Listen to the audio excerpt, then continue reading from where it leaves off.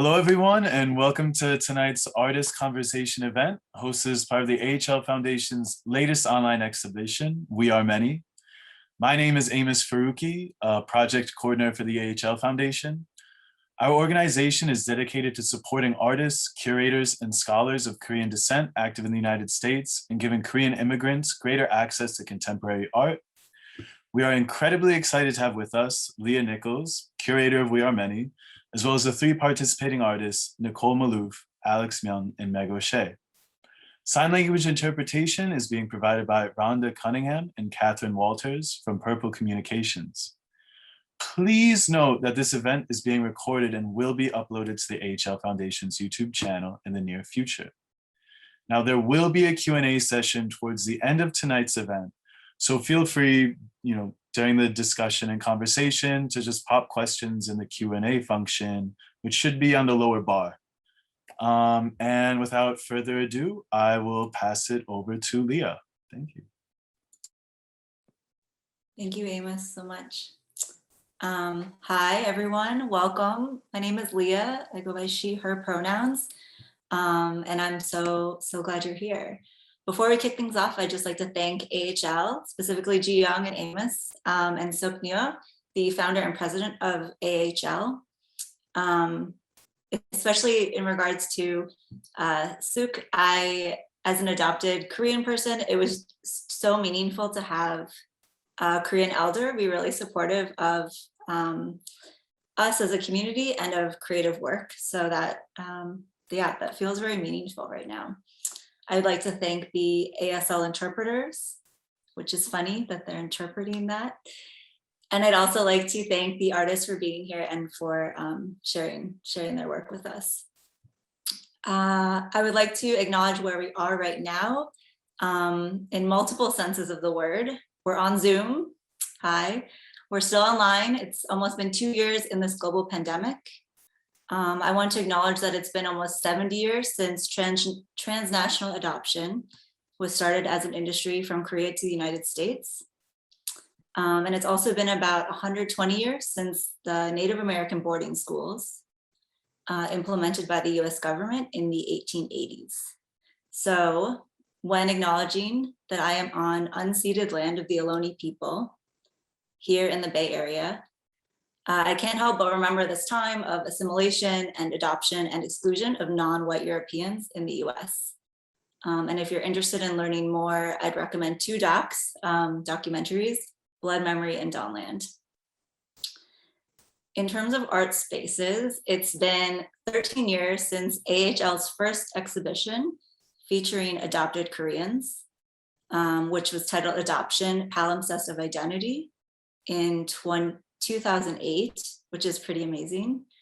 And it's been 25 years since the very first adopted Korean art exhibit titled West to East in 1996 in Korea, in Daejeon.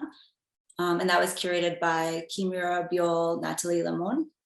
So I just want to acknowledge that legacy. And today still feels special because this is kind of a group that's traditionally been shut out of Korean or Korean American art spaces. And I'm just really excited for more spaces like this to exist. Now I'm going to introduce our three wonderful artists. Each of them will share a piece from the exhibition with you all. I have a few questions for them, and then we'll read some questions from the audience. So feel free to use the Q&A function in Zoom, and we'll try to get to as many as we can. So first up, Nicole, hello. Born in Korea and raised in Massachusetts, Nicole received a BFA in painting and a BA in chemistry from Boston University. After graduation, she worked on organic chemistry research at Harvard, taught in Korea on a Fulbright, and then moved to New York, where she earned her MFA in the visual arts from Columbia. She currently lives and works in New York and has been a visiting assistant professor of art at Sarah Lawrence since 2018. And I think I'll stop there, Nicole, and ask you to share with us, and then I'll read Alex's bio after you. So go ahead. Okay. Yeah, I wanted to share the video, one of the videos that's in the exhibition, What Color is a Banana? And it's, it's a video that's really fast paced and includes sort of references that are kind of all over the place, from psychology to sort of formal aesthetics, to stories about colonialism, sort of rather the effects of colonialism, and sort of it's like a very sort of comprehensive video. But the thing that I just kind of wanted to share while I'm here is that it was a really slow process of making. So like the video, I liked using really fast cuts when I edit video, and research is a big part of how I build up narrative with the video medium. But I'm like a really slow maker, and I do make prints and drawings as well. And I feel like only recently have I kind of come to terms with the fact that I am just a really slow maker, and I've like accepted that. And I think that that's something that, I don't know, it caused me a lot of anxiety. And so I think just like, I don't know, being cool with like how you actually come to making things can kind of take a while. And I work really intuitively. So when I start any project, I really have no idea where it's going. And that's both the case with drawing and with video and digital works. And so because I have no idea where it's going, usually the research and the writing of the video script and the cuts and everything that I make sort of come into being as I do the research. And actually this particular video well, it's only 13 minutes. It took me like so long to make because I actually made a whole other video before this. It took about a year. And it actually was the artist who I collaborated with on another video that's in the exhibition, Same Difference. And she's Korean. She's like my person that I would go to get feedback. And I showed her the first version and she watched it. I asked her what she thought of it. And she said to me, well, it's like interesting, but it didn't quite, there was like this like aha moment in the video. And I was like, oh my God, you're so right. And so I actually scrapped the whole project. That took about a year's worth of work. And from there, I salvaged some of the footage that I managed to get that I thought was still worth pursuing. And so what I did then was I took from that, started over again. And out of that footage actually came with this idea about the banana. I knew I wanted to make a video about color and relating color, using color as the jumping off point to talk about history and science and human perception, as it also relates to inequity in our society. And so, the banana, I forget even how it came into the project, but I think it was through some psych study I'd read about. And so it's like I like using these very commonplace objects with a very simple question, and we start from there. And then, that's where the video's title comes from. It's like, what color is a banana? It seems like such an obvious question, but from there it becomes quite loaded, and investigating not just sort of the formality of like what color is. In this case, actually, what we're seeing right now is a psych study of what's called color constancy, where, the changing lighting conditions. So for instance, if you walk into a different room from like, let's say inside your home to outside in the sunlight, either the color of your shirt's going to change, but your brain recognizes that the shirt has not actually changed. There's a constancy that comes about with understanding what your shirt is, how light interacts with it, and knowing that even if the color actually changes, the object itself hasn't changed. And so in taking these sort of ways in which we think about the world and starting to break them open and start to question even the sort of simplistic sort of assumptions that we make about these objects, and then further diving into where these objects come from. And I think like to kind of relate it back to, my time in Korea, discovering all of these things, and I lived there that were not so clear on the surface. It was kind of shocking when I kind of dove into Korean history and how that related to, my own personal history. And so I kind of like to do that with sort of everything that my artistic practice ends up touching. And so I'm really interested in sort of digging below the surface of things, how things appear versus how they actually exist in the world and come into being. So that's really what the video is about. And it took a long time, like 2 years, to get this like 13 minutes of footage. So So yeah, I think that's all I have to say. So if you want to then, Leah, introduce then Alex. Okay, great.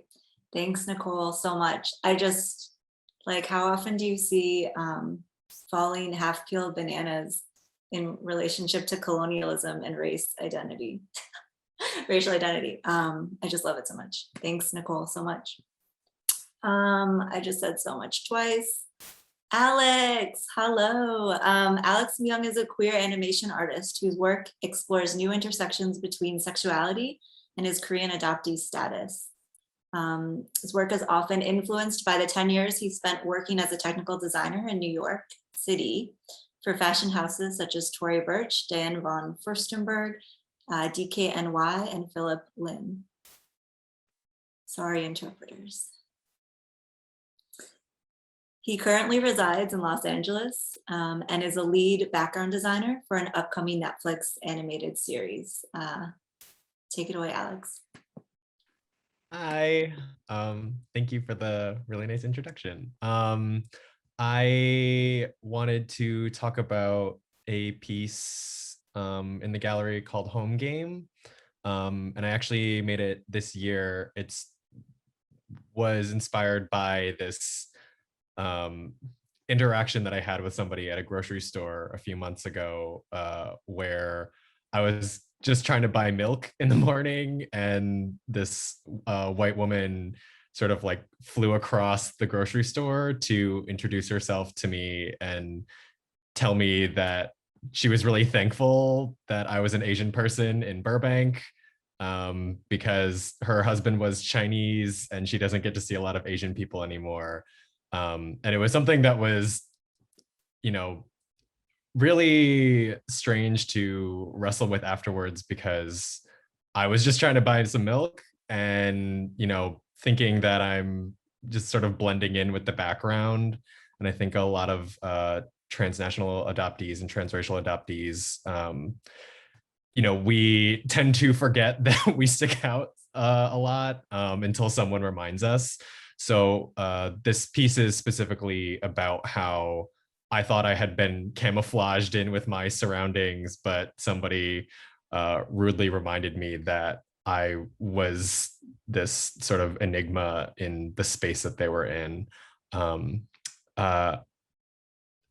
Process-wise, it was really amazing hearing Nicole sort of own your speed at which you work, because this is me sort of trying to slow down a lot. I tend to work really fast, and it's something that I've always been trying to to work on. I don't want to like make mistakes. I tend to be really hard on myself as well. So this is part of a series of illustrations, hopefully that I can turn into something bigger down the line. But the idea was to work on a set of work where I took my time and I slowed down and really, tried to put as much effort into making it exactly how I wanted it to be. I work in television animation. The turnaround is really, really fast. There's a lot of expectations. There's a lot of things you have to track. And I had worked on a music video for MJ Rodriguez like a few months ago. And I had to do it in about a week's time. And it was, something that I really wanted to do, but it also took a lot of energy out of me. But I hadn't done animation in a really, really long time. And so in a way, it sort of uplifted me in the sense that I was like, oh, wait a minute, I can do this shit. Like I haven't animated in a really long time, but like I'm still capable of outputting something really amazing, in a week. So what can I do? What am I capable of doing when I give myself like a really, cushiony amount of time, or when I don't have any sort of time restrictions?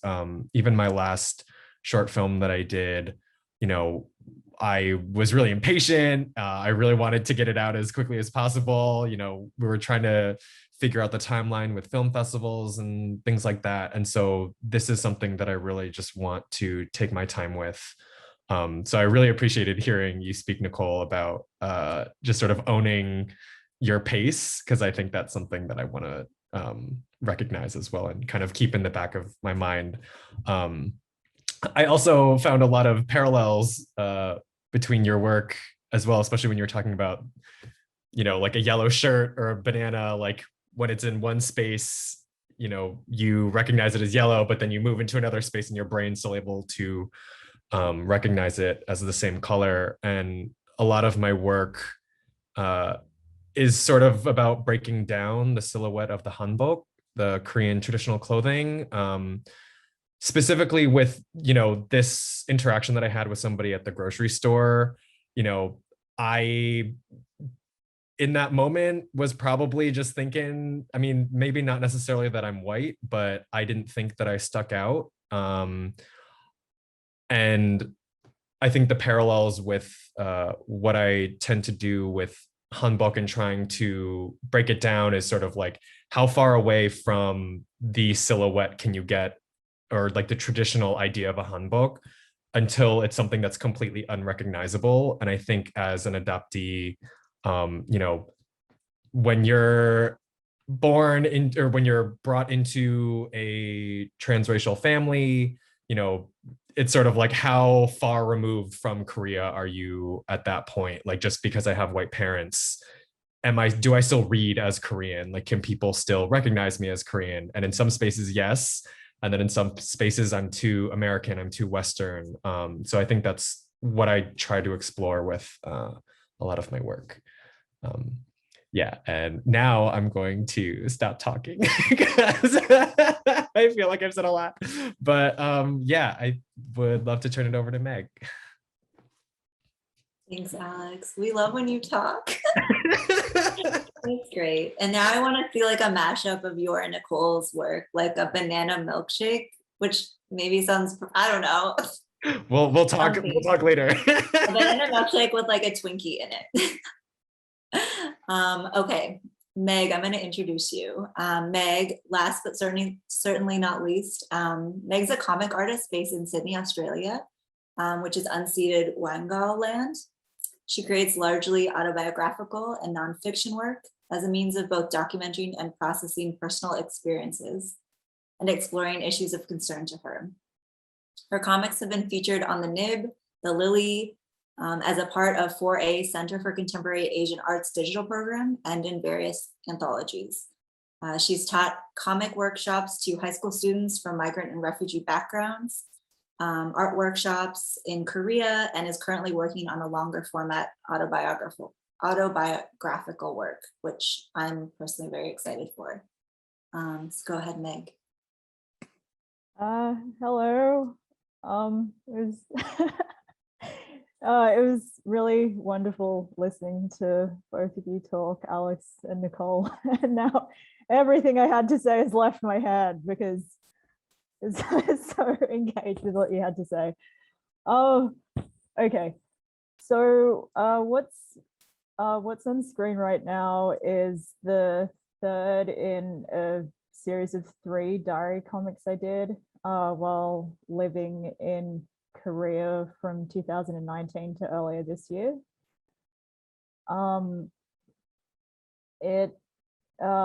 So during my time in Korea, I tried to make contact with my Korean mother and failed spectacularly.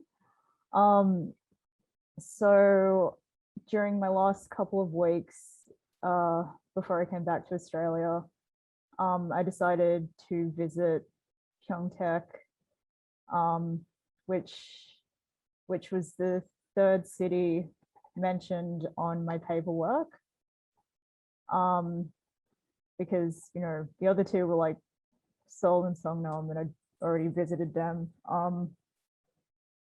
And yeah, I decided to visit Pyeongtaek because it was the city I was born in, and also a place where Easton, my agency, well, had and still has a kind of facility for unwed mothers to stay in, and my Korean mother stayed there.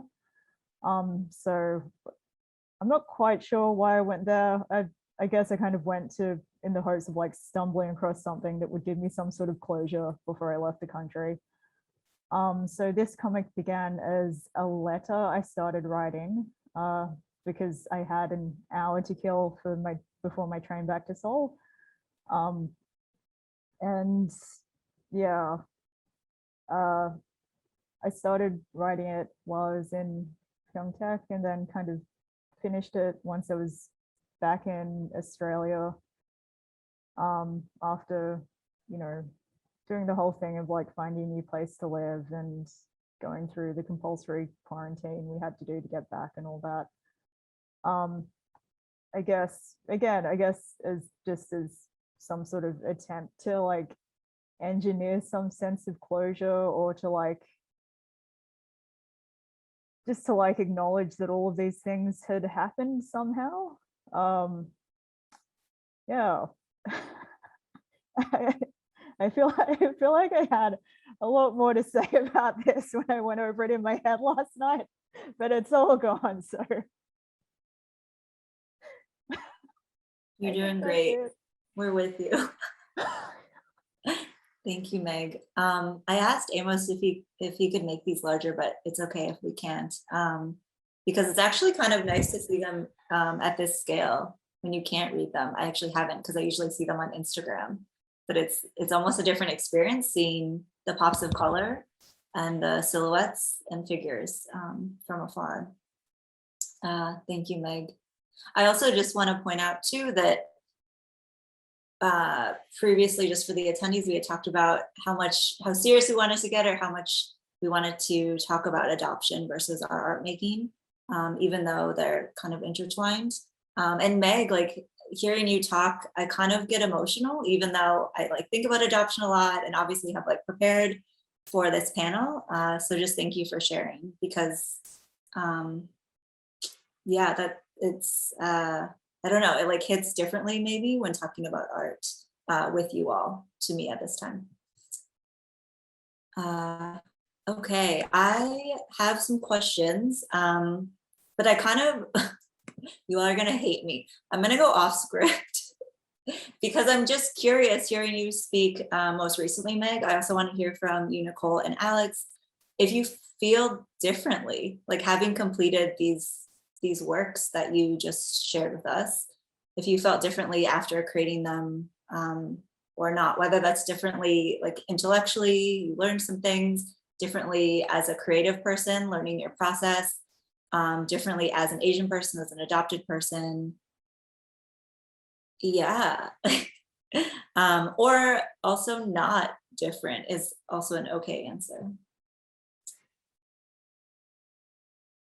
Meg, I'm gonna gently hand it to you to start, just because you did share kind of a pretty personal experience. I'm wondering if it was, I feel like therapeutic is the word used sometimes in related to art that's recounting personal experience, but I'm curious your perspective.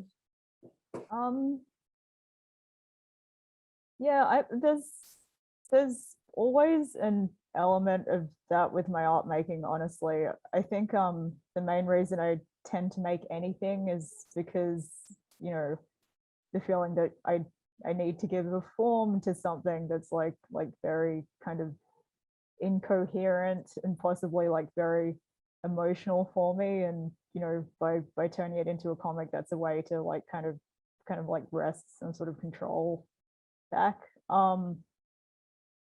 That yeah, sorry, you asked me my feelings about it have changed, right? Sorry. Yeah, it's honestly it's kind of hard to say. I'm you know, I think maybe about 2 weeks after I finished this comic, our city went into lockdown that we've only just kind of come out of. So I've spent the whole time kind of completely, well, what's felt like quite divorced from experiencing, you know, Australia as I previously knew it. And I think it's kind of had an impact on my ability to kind of process my existence in Korea and my relationship to Korea through, you know, this mother that I didn't get in contact with, and how that might compare to my relationship with Australia. So honestly, like, all of that is still quite up in the air, and it is nice for me to maybe look back on this particular comic now and think, oh, that's I may have had a coherent feeling about this back then, but yeah, I'm still not sure, honestly, at the end of it. Yeah. Thanks, Meg. I just want to point out, Nicole, you also have some themes of birth search in your video work as well. I was wondering if you wanted to speak to that. And also, Alex, I know you have a video in the exhibition called Juxtaposition, Juxtapose, and that you have different feelings about it today versus when you made it. So either one of you, feel free to share. I guess I can jump in. I would say like my personal life was sort of where I started, because like I really hadn't made video work before grad school, and so it was in grad school that I made the collaborative work with Eugene that's in the exhibition on Same Difference, because people would call us, they would get us confused. And it was like real, like people like in the program, and like, you know, it was just very frustrating. So that was sort of just something that we made in response, but it's like a half-hour video, like 2-channel video. And we went to Korea, and to just think about this idea of us like looking the same, but like, so, because she was shocked when she asked me about what my thoughts were with respect to Koreanness. I kind of told her sort of flippantly, like, I'm not really Asian. Like I didn't grow up with Asian things. I didn't grow up with Korean things. If anything, like, you know, I identify more with like Italian Americans in a way, you know, just certain aesthetics and foods and stuff. But I did live in Korea, so it got, those feelings were more complicated. And so we made a video about just exploring the difference between her experience being Korean, like Korean, and then like my experience, you know, looking Korean, but growing up on the South Shore of Massachusetts. And that kind of led to the next video that I made about sort of the beginning of like my getting obsessed with these like sort of commonplace objects. In that case, it was the street signs that in my neighborhood were the names of Indigenous people who were, you know, murdered by colonists, and the colonists' names sort of side by side in these like banal street signs. And so I did research into like what had happened in my area, because I think the area where I grew up was like originally colonized in like the early 1600s in Massachusetts. And so finding again sort of these remnants of colonial violence sort of embedded into these commonplace like ephemera that like exist just in our, you know, just so commonplace and sort of not even noticeable. And that led to then sort of fixating on the banana, because I was like, it is kind of weird to have this like tropical fruit. And I went down to like the shot where it's like the map of New York and all these falling bananas. I literally walked down Broadway and went into every single store and took video of bananas, like any like I could find. And at first I was like shy and I didn't know what to do. And I was like, I'd walk in and be like, excuse me, this is going to sound a little strange, but may I take video of your bananas? And everyone was like, what? But they're like, okay, whatever. I even got to like a fruit cart, and the guy was like, whoa, let me, I have better bananas. I can pull out better bananas. I was like, no, these bananas are just fine.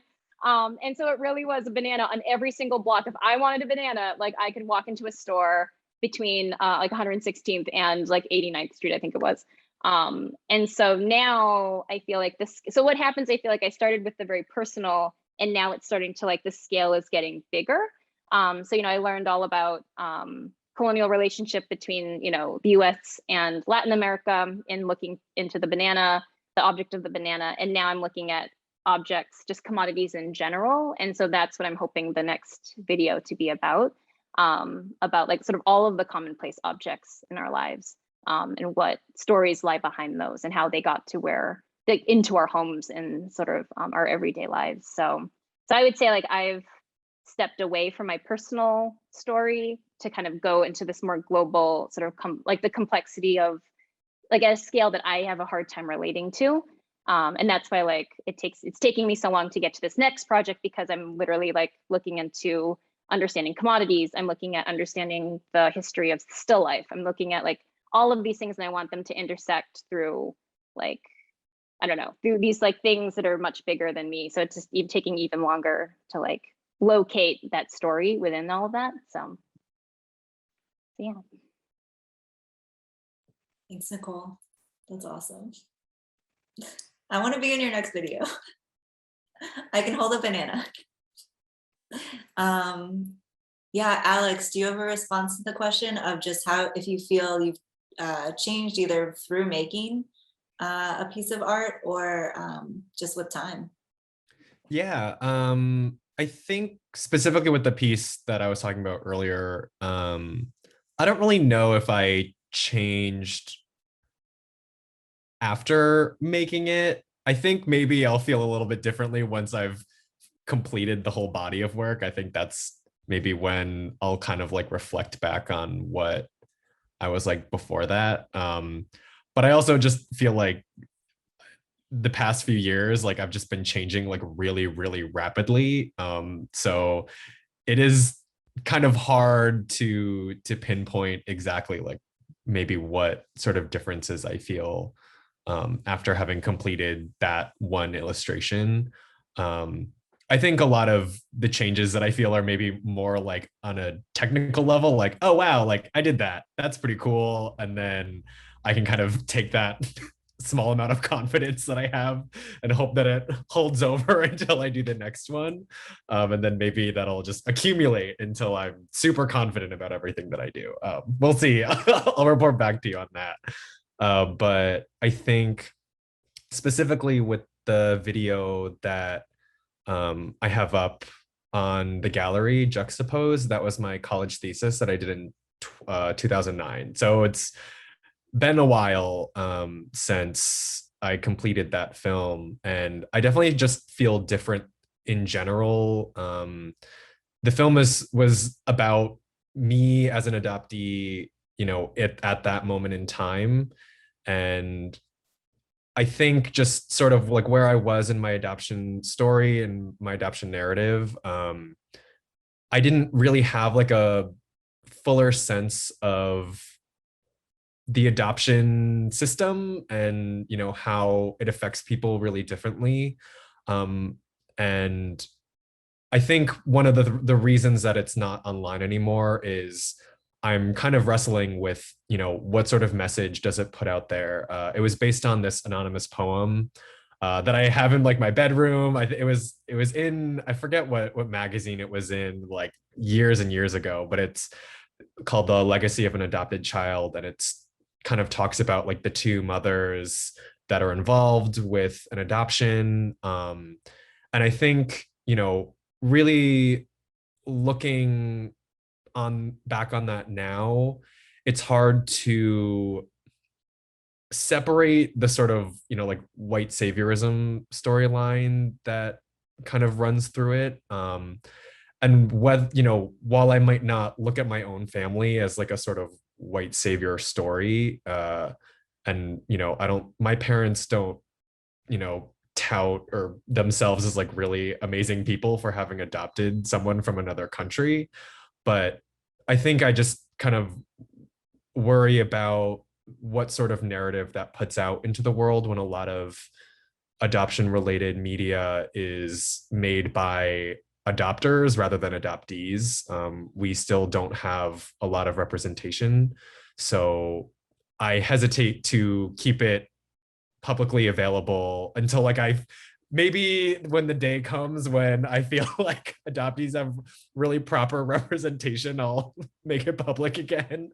Because there'll be a lot of other media to buffer, you know, the messaging that it has. But for right now, I'm really proud of what I did, but I'm also content with taking it down because I think, you know, I'm not worried about being able to output more work, or being able to, make another film someday that conveys how I feel in that moment in time. So I'm okay with it not being available. Yeah.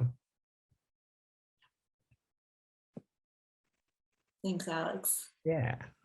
Thanks for being here and for talking. I just think it's very cool or rare, I think, to have a piece in an exhibition that you are critical of and have kind of reflected upon. So I'm really glad that piece is in there, and that you kind of shared your thoughts on it now. I think that's really important for a lot of our creative journeys, especially stuff that we made 10 years ago. Yeah. Like, I don't want anyone to see that. And I also think about social media, right? Like that stuff's there forever, potentially. I'm gonna ask one more question to the group before we answer some audience questions. Let's see, I was gonna ask Meg, you kind of touched on this, but I was wondering like how you all feel about art making right now in this specific moment. Still in a pandemic, so still a bit isolated. There's been a lot of anti-Asian hate. There's been a lot of political controversy over adopted people representation. I'm wondering if that affects your art making practice, or if you kind of tune it out and ignore it, or somewhere in between.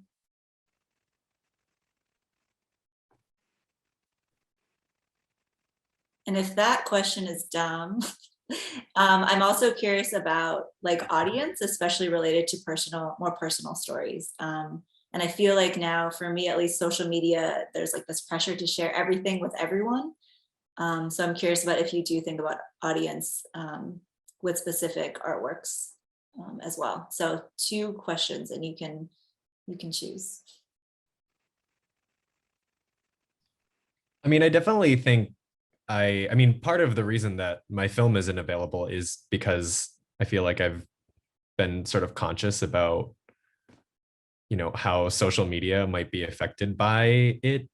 I mean, it doesn't have like a bajillion views or anything. So, that's one thing. But I do think about the context of which things are received and viewed. And, I don't have a disclaimer in front of it that's sort of like, hey, this is just my adoption story. This isn't everybody's, especially with, not to get into it, but, a lot of the things that are happening within adoption related media right now, I do think a lot more when I, write captions on like my artwork, or when I'm deciding what to put out into the world. Yeah. I don't know, what was the first question again? Sorry. That's fine. It was audience and then art making in this particular time. I mean, I think just for right now, also, it's been really, everyone's just at home and we're with our thoughts a lot more. It's been nice having a creative outlet to pour all of that into and ShamWow all of those emotions that I'm feeling. And I think also prior to moving out to LA, I was trying to do like the Instagram art thing and just being like, I'm gonna get a bajillion followers and I gotta like feed the algorithm and I gotta do a lot of artwork. And I think now, having seen how detrimental that can be to your mental health and just you as an artist, and I was already seeing how my artwork is changing, specifically because I was trying to make things that were Instagram ready, or just like easily consumed. And now I feel like I have like a buttload of artwork that I just don't post, and it's more for myself, or I'm just like waiting until I'm ready to share it, rather than just being like, well, it's done and I have to put it online now. That was really hard to learn. I don't know if anybody else has that experience, but it's like hard separating yourself when you have this platform that allows you to put artwork out really easily, but you can see how it's, you know, messing with your mental health as well. Hopefully that answered the question. I feel like I did the opposite. I was like, I'm done with social media. I don't want to sit with all this, like I was like, I don't want those dopamine spikes. And then like dove into just the research. Like I just like really, I actually did the page count right before, because I was like, I'm curious how much, like what actually the research amounted to. So because I'm interested in trying to understand commodities and like commodification of things, I finally read through Marx's Capital. And actually in the process of doing that, I rewrote it so that it's like clear. So I wrote like 500 pages, and I like, because I'm teaching at a college, I actually run like a study group with students who've actually like, I've led them through the entire book. And in the process of like teaching it, because I could do it on, I was able to do it digitally, like virtually. And I had like this reading group going, and it was really great because we could see so much anxiety and distress about the world, because I do feel like the sort of seams of capitalism were starting to like reveal themselves in this pandemic, just so clear, like who was getting access to things and who was not, both domestically here in the US and then globally as well. And so I found myself more just getting into these discussions and trying to lead sort of like leading discussions. And this then ended up sort of breaking up beyond my college and thinking about, the sort of story behind objects and how that relates to just basically just literally all the things that we're seeing out there. So I feel like I just retreated back into research, but I have like a thing now, like it's like a solid 500-page thing that's like tried and true through teaching. Actually that's what I was teaching right before coming here. And it's like, and it's wild to watch other people also start to learn about the world and defamiliarize these things that are so familiar to us. And that's what I want to be able to and that's why I'm like, oh my God, how do I like get that in a video? Like how to like turn people's worlds upside down. And then I had to stop because the way I normally work through video is like, I just go into New York and I just like go into weird ass spaces and just start taking video like a weirdo. Like when I was going through searching for bananas, like I had a list, like I wrote down addresses of everywhere I found bananas and like kept this log. So it's like, I'm very like obsessive and like weird when it comes to like trying to find things. But I feel like with the pandemic, I really don't want to do that right now, like getting into weird spaces, like especially if people are not wearing masks. So because I feel like it's sort of like an adventure, like me just trying to search for things and clues to how the world works in the city. So I am like kind of like feeling antsy to kind of be able to do that again. So I can start to build up that narrative, because I feel like I've completed the research part. And now that I know much more about how things are produced and distributed, and I've watched people really, I don't know, have these like emotional reactions to also learning this stuff. I really would love to get that experience contained into a piece of art, because I think art can do things that, for instance, like formal study can't do. And so I do really, that's why I really like doing both. Like for me, like both the research and, I also have a great love of math and science. And I think that for me, like video is a way to kind of take all those things and sort of the rapid fire way in which my brain makes these like connections to things.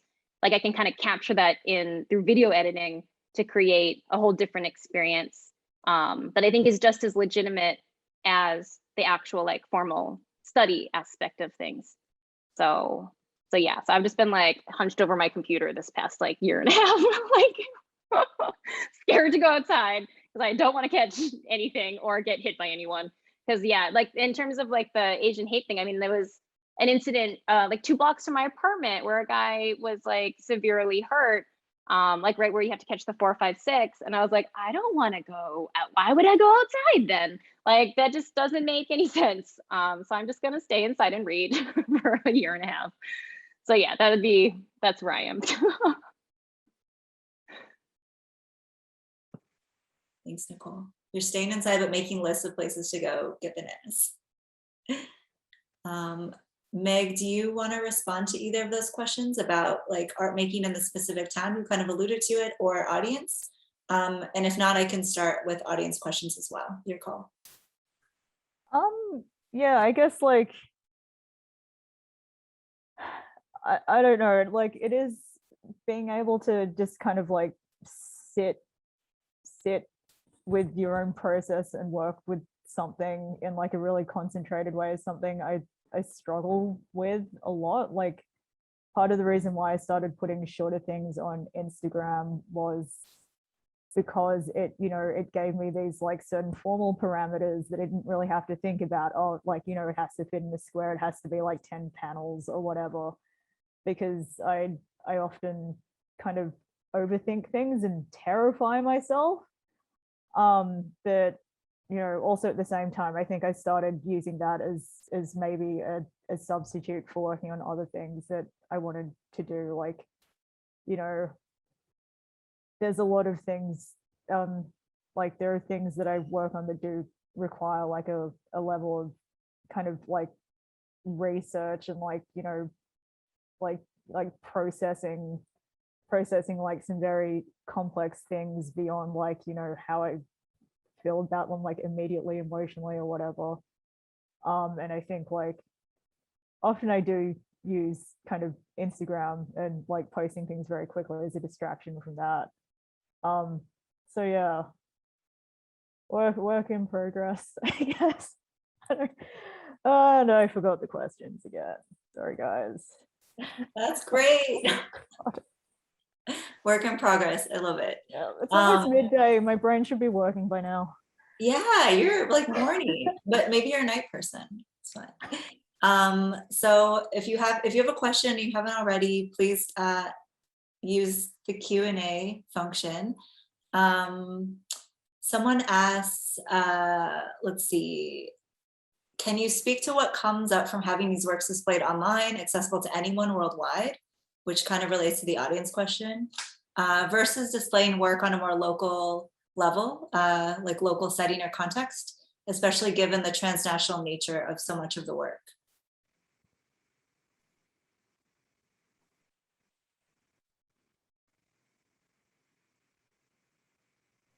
And maybe Meg, I'm wondering, since you have lived in Korea most recently, if a lot of people who do view your work are in Australia, in the States, in Korea, concentrated in a specific place, or if it's kind of a grab bag. I feel like it is kind of a grab bag, unless I know people personally. I never really know where people who are seeing my stuff's from. Like I don't know who I'm alienating by using specific language or speaking about things a specific way. I suppose since, you know, it is a transnational audience, I am like quite conscious of how things might be read depending on like the, you know, social and political context of like another country. I know there are some specificities to like anti-Asian racism in Australia that are different to that in the States, and like the dialogue around that in the States. So I'm aware of that. I'm not sure if I negotiate that or engage with it, but I'm conscious of it. Yeah. That's great. Nicole or Alex, would you want to respond to that? Given that this is all online, we're online right now. Yeah.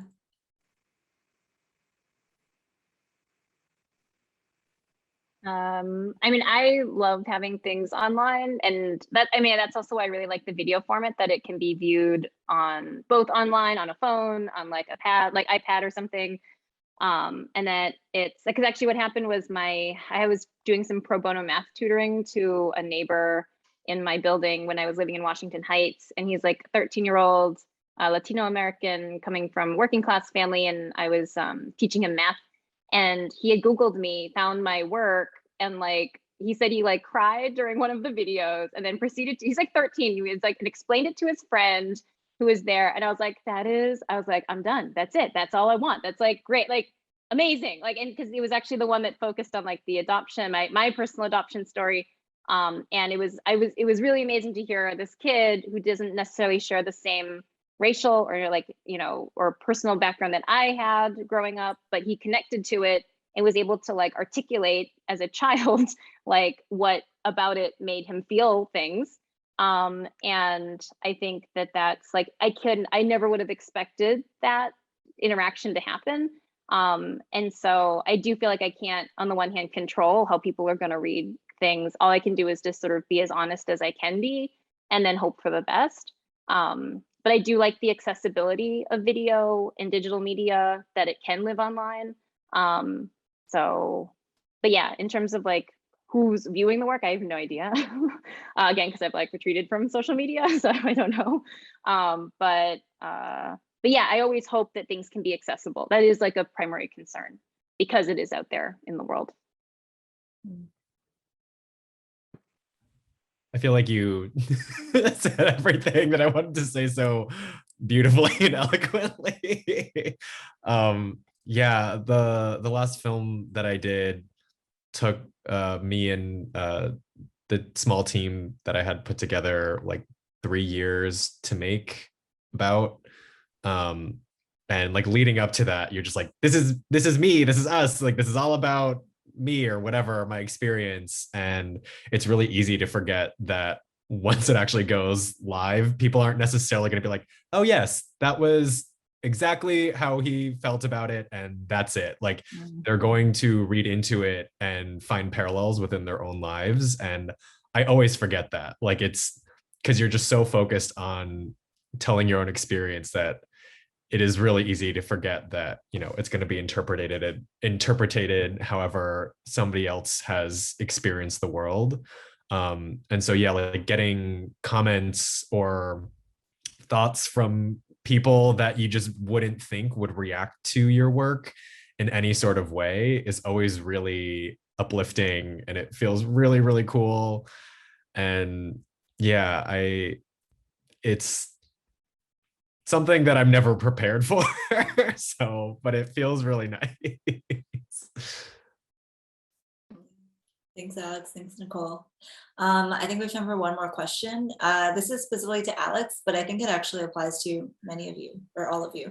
After moving from one major city to another, which are vastly different cultures, are there similarities or differences you find between East Coast and West Coast that influence your art?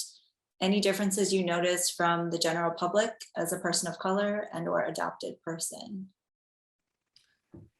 Oh, yeah, I mean,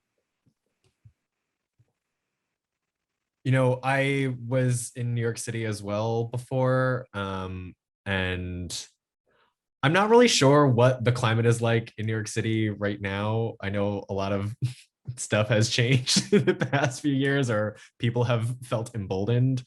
So I don't really know how different it is anymore from my experience out here. I definitely, I don't also feel like I've lived out in California long enough to feel Californian, and I don't think it started to influence my work quite yet. I think, you know, if I'm out here for a few more years, it might. But what I find interesting is that when I am thinking about, you know, drawing locations, even on the show that I'm on now, I always sort of relate it back to, you know, where I grew up in upstate New York.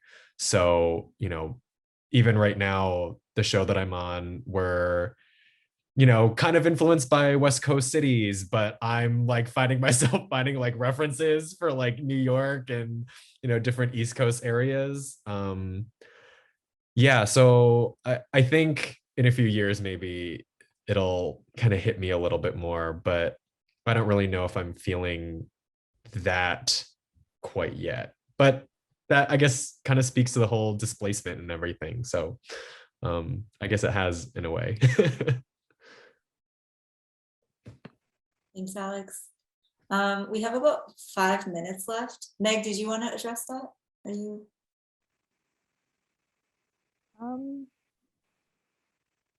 Sorry, I forgot what the question was.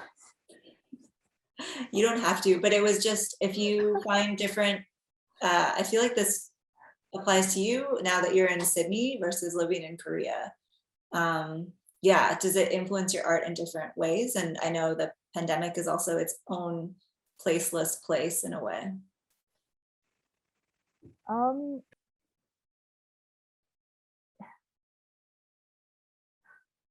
Honestly, I'm really not sure.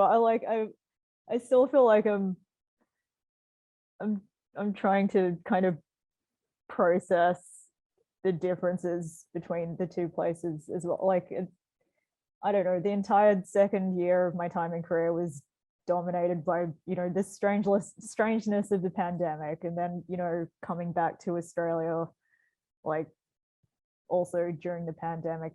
It's been really difficult to kind of just kind of quantify or rationalize in any way,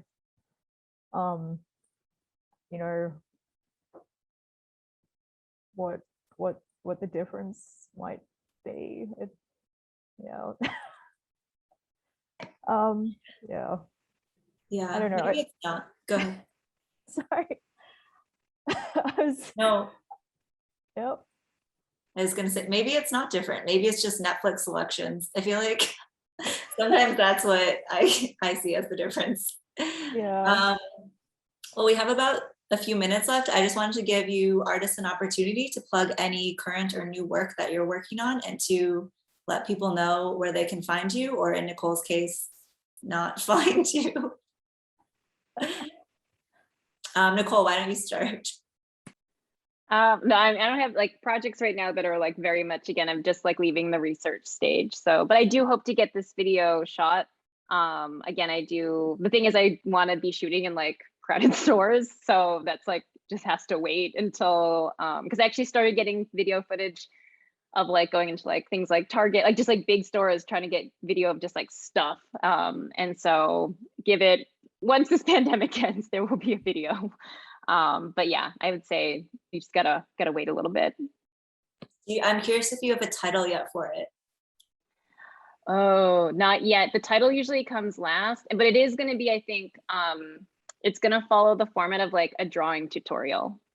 Ooh, so like, because I really want the idea of abstraction in like learning how to do like traditional drafting skills versus like the abstraction required to understand like our economics of like today, and like the economics behind all of these objects.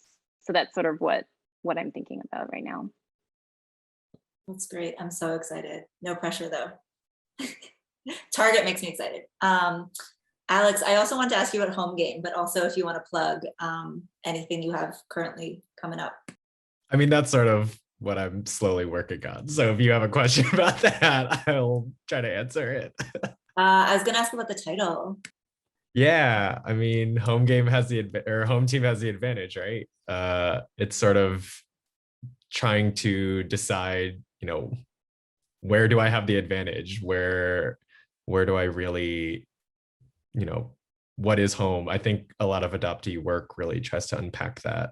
I'm trying to unpack it in some weird gay fashion film form, so so stay tuned, hopefully.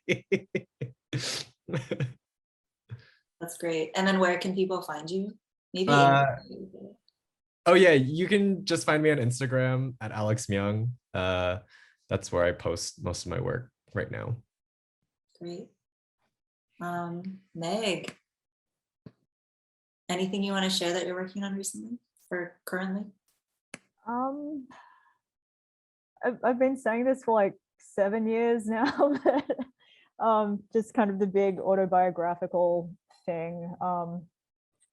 Right now I'm trying to read a lot about like kind of the Australian political history that kind of, contextualize my early ideas about race and stuff in Australia, and it's doing my head in. So who knows when you'll see any of that. I'm also compulsively posting on Instagram because I can't stop. Yeah. Can you share your Instagram? Oh yeah. Even.little.meg. Thanks, Meg. I know we didn't get to everyone's questions. Thank you for asking them. We're out of time, but I just want to note that we were all pretty nervous for this panel. And I think some of the nerves come from like a scarcity mindset. So I know this isn't going to be the last panel that we ever have of adopted Korean artists. I hope there will be many more. And I just want to thank AHL again for giving us this space. And I celebrate all three of you. Thank you for being here so much. And thank you interpreters again. Thank you, Amos. Thank you, Ji-young. And thank you, Suk. And that's it. Have a good night, everyone. Oh, I was gonna do one last. Oh, Sorry. You have it. You have it. Okay, yeah. So again, thank you to our curator / moderator, Leah, and to all three artists, Nicole, Alex, and Meg, for being part of this exhibition and coming into this event, even though I must have been very nervous, but you all did a great job. And a special thanks to our sign language interpreters, Rhonda Cunningham and Catherine Walters. And thank you everyone for joining us for tonight's event. If you haven't already, be sure to check out the exhibition. It's on the AHL Foundation's website. It's the viewing room section on the site. And please follow the AHL Foundation on Instagram and Facebook to keep up to date on all our upcoming events. Again, that's at AHL Foundation. We have a lot of big news coming up. So yes, please follow us, and we hope to see you all again soon. And thank you and good night. And that concludes our event.